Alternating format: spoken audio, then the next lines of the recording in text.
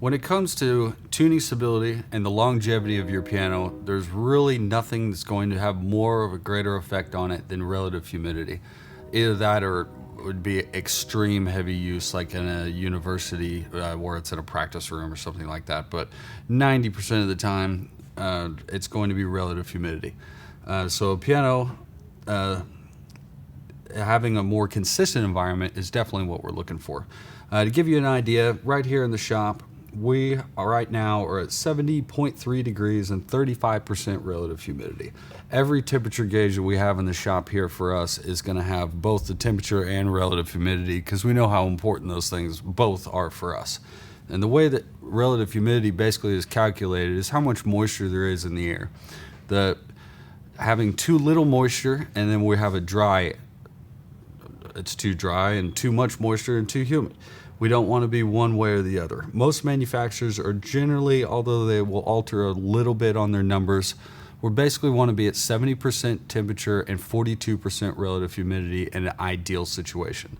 Obviously, the higher that fluctuates on a really cold and dry day, it's going to be harder to keep it that way, and vice versa on a day where it's monsooning and just raining like crazy. But stability is really more important than anything. I have a lot of people that ask me to say, well, in our home, we like to keep it at 72 degrees or 74 degrees.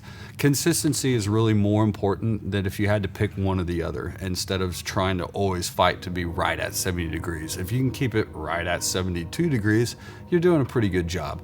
And relative humidity is going to follow your temperature for the most part.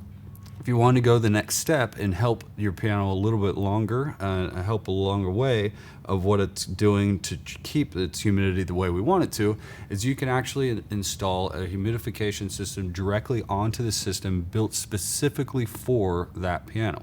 It's a product called a damp chaser system.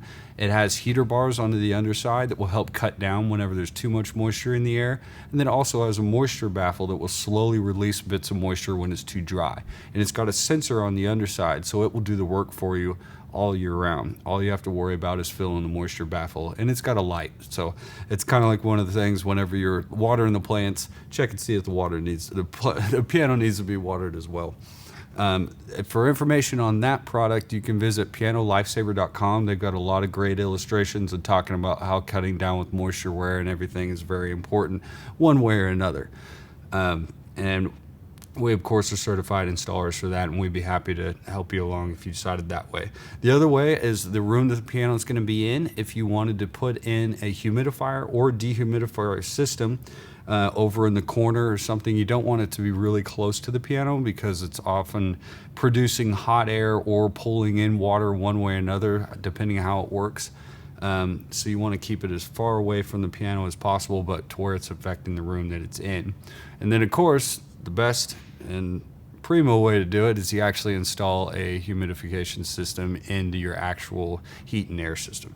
A little bit more expensive that way, but if you want to go all out and really do it the way that to do it the best, that's the way to go.